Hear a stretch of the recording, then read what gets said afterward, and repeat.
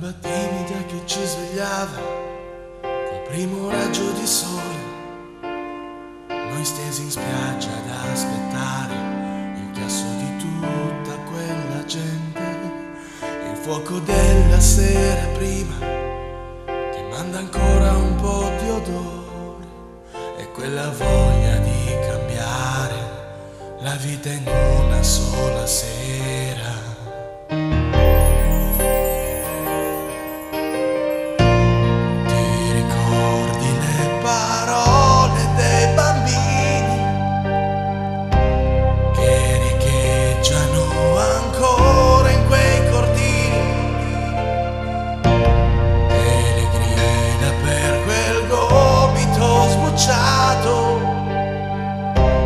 Non sapendo che non si tornava indietro, la domenica mattina era un tormento.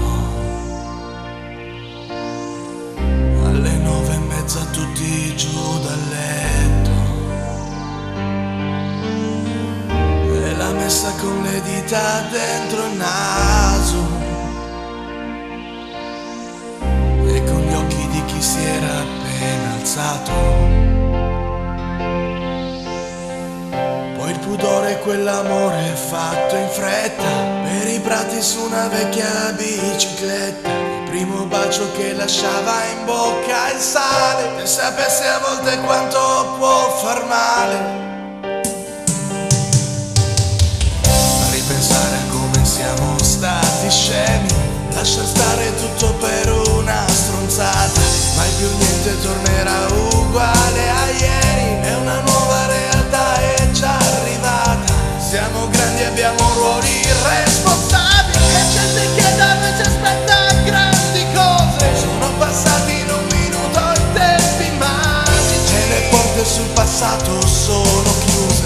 Mario adesso è forse nudo contro il vento, quante cose che ci sono rimaste dentro e le nuvole di fumo nella stanza. Ora non ci riesco quasi a stare senza le tue mani che mi stringono in silenzio.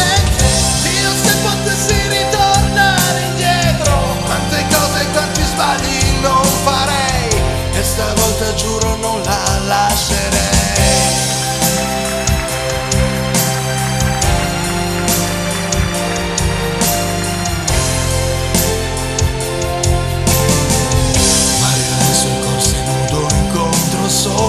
Quante volte siamo usciti anche se piove e le nuvole di fumo nella stanza.